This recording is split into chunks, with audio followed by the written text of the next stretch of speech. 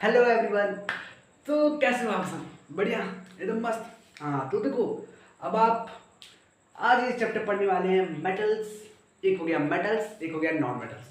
Chapter तो बढ़िया है, सब इसके बारे में जानते हैं कि भाई मेटल्स क्या होते हैं, नॉन मेटल्स क्या होते हैं। सब सब तो बढ़िया जानते हैं कि मेटल नॉन मेटल क्या होते हैं। बट हमें क्या पढ़ना है इसमें पता है? इसमें मेटल्स के बारे में तो पढ़ना ही पढ़ना है, बट उसके क्लासिफिकेशंस और उसके केमिकल्स प्रॉपर्टीज की, उसके केमिकल्स प्रॉपर्टी क्या है, फिजिकल प्रॉपर्टीज क्या है, हमें ये सब इसमें पढ़ना पड़ेगा ना। हाँ तो पढ़ना तो पड़ेगा, और हम पढ़ेंगे, बहुत अच्छे से पढ़ेंगे, बहुत स्मूथली से इसको ले जाएंगे, बहुत इजी वे से पढ़ेंगे। आज तो ये चैप्टर भाई पूरा का पूरा समझ तो आके रहेगा, एकदम पूरा दिमाग में फिट फिट तो फिट। ठीक है, तो देखो भाई, metals metals and non metals होता है ना, ये चैप्टर बहुत अच्छा चैप्टर है, बढ़िया चैप्टर है। हाँ, अब देखो ये मेटल्स नॉन मेटल में हम पढ़ने वाले हैं, बहुत सारी चीजें इसमें पढ़ेंगे। पहले मैटर से शुरू करते हैं। मैटर क्या होता है? मैटर देखो, मैटर क्या होता है ना, एक ऐसा भाई मैटर है कि हम क्या कर सकते हैं कि भाई कोई भी वैसे कंपाउंड या कोई भी एलिमेंट हो, वो कुछ स्पेस ना, कुछ स्पेस ऑक्यूपाई कर रहा है और उसका कुछ मास है, उसको हम क्या करते हैं? मैटर करते हैं। ऑफ कोर्स नहीं होता है मैटर, ठीक है, कि भाई कुछ उसको स्पेस हो, कुछ उसका मास हो, वो कवर कर रहा हो, तो उसको हम मैटर करते हैं। क्या कहते हैं? मैटर। मैटर क्या होता है? those element which in those element which anything occupy space and mass is called matter। इसी को मैटर कहते हैं। हाँ तो मैटर ये होता है। अब देखो मैटर के क्लासिफिकेशन में क्या क्या आता है। मैटर देखो दो टाइप्स के होते हैं। क्या होते हैं? प्योर सबस्टेंस होता है, एक इम्प्योर सबस्टेंस होता है। तो देखो इधर मैटर क्या होता है ना, मैटर देखो पार्टिकल से मिलकर बना होता है। क्या होता है? Matter made up of particles, particle से मिलकर बना होता है। उसके which have anything occupies an space is called matter कह सकते हो। ठीक है, तो देखो मैटर क्या होते हैं? दो टाइप होते हैं, होता है प्योर, एक होता है इम्प्योर। अब देखो प्योर सबस्टेंस जो होते हैं ना, वो भाई सेम टाइप ऑफ पार्टिकल से बने होते हैं। मतलब अगर एक एलिमेंट है, वो पूरा एलिमेंट एक सेम टाइप ऑफ पार्टिकल से मिलके बना होगा, उसमें दूसरा टाइप ऑफ पार्टिकल क्या होगा, मतलब उसमें दूसरा टाइप ऑफ पार्टिकल नहीं रहेगा, ये होता है। ठीक है, उसका क्या कहते हैं? प्योर सबस्टेंस, जिसमें only one type of particles present रहे, मतलब कि same type of particle present है, उसको हम प्योर सबस्टेंस कहते हैं, याद रखना। और इम्प्योर सबस्टेंस की कहते हैं जिसमें भाई दो या दो से ज्यादा क्या हो, पार्टिकल्स मतलब हो, एक कंपाउंड या एक एलिमेंट में क्या दो या दो से ज्यादा पार्टिकल्स हो, उसको क्या कहते हैं? Impure substance. तो ये था भाई प्योर सबस्टेंस और इम्प्योर सबस्टेंस। अब प्योर सबस्टेंस, अभी मैटर के दो टाइप होते हैं, प्योर और इम्प्योर। अब प्योर और इम्प्योर के भी टाइप्स हैं। अब देखो इधर प्योर क्या होता है? प्योर के दो टाइप होते हैं, एलिमेंट होता है, कंपाउंड होता है। और एलिमेंट में हमें थ्री टाइप पढ़ने, वही देखो metals, non metal and metalloid. यही चैप्टर का नाम है ना, मेटल्स एंड नॉन मेटल। तो भाई इसी को तो बढ़िया पढ़ना है हमें, हम पढ़ेंगे अच्छे से। हाँ तो देखो, अब एक इम्प्योर सबस्टेंस में क्या होता है? दो टाइप होते हैं, होमोजेनियस मिक्सचर होता है, हेटेरोजेनियस मिक्सचर होता है। अभी आपको ये भी बताया जाएगा कि होमोजेनियस मिक्सचर क्या होता है, हेटेरोजेनियस मिक्सचर क्या होता है। तो मैंने आपको पहले ऊपर से बता दें कि भाई हमें पढ़ना क्या है। हमें ये तो समझ आएगा कि हमें इस चैप्टर में सारा का सारा पढ़ना क्या है, किसके बारे में पढ़ना है, कौन सा चीज पे पढ़ना है। ठीक है, ये तो मैंने आपको बता दिया। अब आपका थोड़ा बहुत क्लियर हो गया होगा कि हमें हाँ ये सब चीज हमें पढ़ना होगा इसमें। तो देखो भाई लोग, मेटल्स क्या होता है? देखो अभी मेटल के क्लासिफिकेशन हमने तो देखा, अच्छे से देखा कि भाई क्या क्या कैसे क्लासिफिकेशन करना है, हमें क्या क्या पढ़ना है, मेरे बहुत अच्छे तरीके से हमने उसको देख लिया। अब पढ़ते हैं भाई मेटल्स। मेटल्स क्या होता है? ये जो मेटल होता है ना, ये क्या होता है? देखो मेटल क्या होता है? मेटल एक ऐसा सबस्टेंस है जिसके पास टेंडेंसी होती है, मतलब जिसके पास टेंडेंसी होती है, मतलब उसके पास भाई क्षमता, यार कुछ उसके पास कुछ भी हो, देने के अंदर उसकी क्षमता हो। ठीक है, ये उसको टेंडेंसी कहते हैं ना। मेटल सा सबस्टेंस, मेटल एक ऐसा सबस्टेंस जिसके पास टेंडेंसी है डोनेट करने का। क्या डोनेट करने का? इलेक्ट्रॉन्स।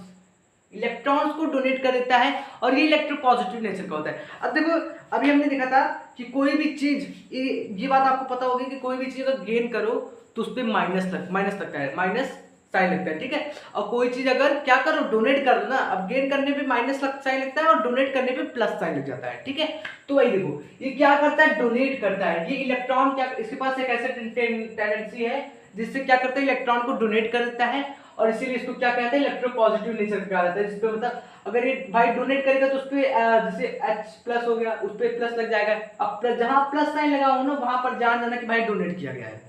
अगर माइनस साइन लगा तो भाई गेन किया गया, कुछ ना कुछ इलेक्ट्रॉन क्या किया गया? गेन किया गया। ठीक है, अब देखो इसकी फिजिकल प्रॉपर्टीज। फिजिकल प्रॉपर्टीज तो पहली बार देख लो।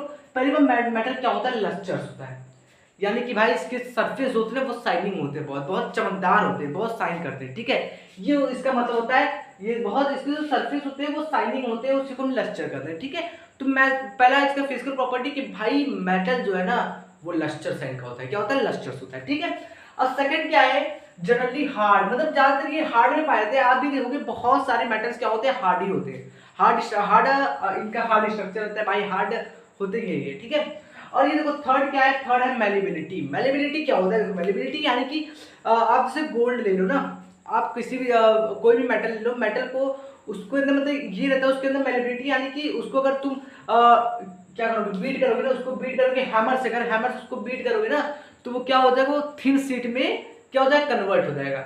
अगर उसको आप लगातार बीट करते जा रहे हो, लगातार बीटिंग करते जा रहे हो हैमर से, तो क्या होगा? एक पतले शीट में क्या हो जाएगा? कन्वर्ट हो जाएगा। इसी को कहते हैं मेलेबिलिटी प्रोडक्ट। कि क्या करे? अपने शेप और साइज को क्या कर ले? चेंज कर ले, अपने शेप और साइज को चेंज कर ले। यानी कि भाई देखो मेटल हो इतना मोटा, अब उसको हमने हैमर से बीट करके क्या करते हैं? उसको थिन शीट में कन्वर्ट करते हैं। इसी प्रॉपर्टी को हम क्या करते हैं? मेलेबिलिटी करते हैं। समझे?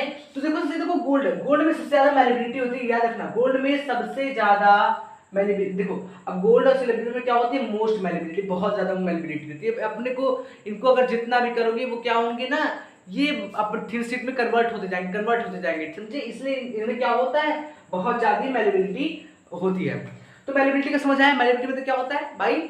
अगर किसी चीज से हम बीट कर रहे हैं तो वो क्या हो जाए? थिन शीट में क्या हो जाए? चेंज हो जाए। अपने शेप और साइज को क्या कर ले? चेंज कर ले। उसी प्रॉपर्टी को हम क्या कहते हैं? मेलेबिलिटी प्रॉपर्टी कहते हैं। ये आपको बताना चाहिए। ठीक है, अब देखो डक्टिलिटी क्या होता है? डक्टिलिटी कैसा भाई? डक्टिलिटी कैसा चीज है ना, अब डक्टिलिटी कोई ability of metal to draw into thin wires. आप देखो ये क्या होंगे ना, पता है? इनको अगर आप जितना भी खींचोगे तो क्या होंगे? ये थिन वायर्स में कन्वर्ट होते जाएंगे। क्या होता है? अगर इनको डक्टिलिटी यानी कि भाई खींचो उसको, अगर उसको खींचते गए तो क्या होंगे? वो थिन वायर में कन्वर्ट हो जाएंगे। अब देखो एक अजूबा देखो भाई, अजूबा देखो, गोल्ड मेटल होता है ना 2 किलो 1 ग्राम, ओनली 1 ग्राम कितना होता होगा भाई? इतना ही होता होगा। अब उससे हम कितना बड़ा वायर बना सकते हैं पता है? कम से कम 2 किलोमीटर। सोचो 2 किलोमीटर वायर हम 1 ग्राम सोना से बना सकते हैं। 2 किलोमीटर वायर बहुत ज्यादा बना रही है। सोचो 1 ग्राम से 2 किलोमीटर वायर हम बना सकते हैं 1 ग्राम सोना से। तो देखो गोल्ड के अंदर सबसे ज्यादा डक्टिलिटी होती है। डक्टिलिटी प्रॉपर्टी सबसे ज्यादा कहाँ पाया जाता है? गोल्ड के अंदर पाया जाता है, याद रखना। ठीक है, तो 1 ग्राम से क्या हो जाएगा? 2 किलोमीटर लेंथ ऑफ वायर आप कन्वर्ट कर सकते हैं उसको। इसे कहते हैं हम malleability, ability of metal to draw into thin wires. वो क्या एक मतलब मेटल के अंदर ऐसी एबिलिटी है कि वो क्या हो जाएगा ना, वो थिन वायर्स में कन्वर्ट हो जाए, वो थिन वायर्स में कन्वर्ट हो जाए, उसी को हम कहते हैं डक्टिलिटी कहते हैं। ठीक है, अब देखो डक्टिलिटी हो गया। अब पांचवा क्या है?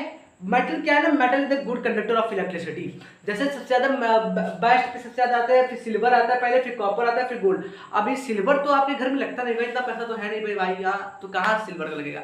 तो कॉपर का लगता है। कॉपर का वायर सबके घर में लगता है ना। हाँ, तो देखो पहले देखो सिल्वर सबसे बेस्ट कंडक्टर है, सबसे बेस्ट कंडक्टर है इलेक्ट्रिसिटी का, सबसे बेस्ट कंडक्टर। और फिर कॉपर आता है, फिर गोल्ड आता है। ठीक है, तो देखो ये क्या होता है? गुड कंडक्टर ऑफ इलेक्ट्रिसिटी होता है। और गुड कंडक्टर ऑफ हीट का भी क्या होता है? गुड कंडक्टर होता है। जैसे कॉपर और सिल्वर क्या है? हीट का गुड कंडक्टर है। और इसका क्या होता है ना, हाई मेल्टिंग पॉइंट होता है। क्या होता है? High melting point. ठीक है, मतलब भाई मेल्टिंग पॉइंट हाई होता है, ये मतलब ज्यादा मेल्टिंग पॉइंट पे क्या करेंगे? अपने को चेंज करेंगे, अपने फॉर्म को चेंज करेंगे। पहले ये लिक्विड फॉर्म में थे, मतलब सॉलिड फॉर्म में थे, तो लिक्विड फॉर्म में तब जाके कन्वर्ट होंगे। इनको बहुत ज्यादा हाई मेल्टिंग पॉइंट चाहिए तब जाके कन्वर्ट होते हैं। ठीक है, और सोनरस भाई, सोनरस मतलब क्या होता है पता है? कि इस पे अगर तुम कुछ भी करोगे इस पे आवाज बहुत तेज निकलेगी। अगर इस पे बीट किए ना तो बहुत तेजों से आवाज निकलती है। आप देखते हो लोहा को देखते हो ना, लोहा को जब लोहा का क्या किया जाता है? हैमर से जब बीट किया जाता है ना, देखते हो कितना तेज आवाज निकलती है ना, वही। तो ये क्या होता है? ये सोनरस होता है, यानी कि इससे बहुत ज्यादा साउंड प्रोड्यूस होता है।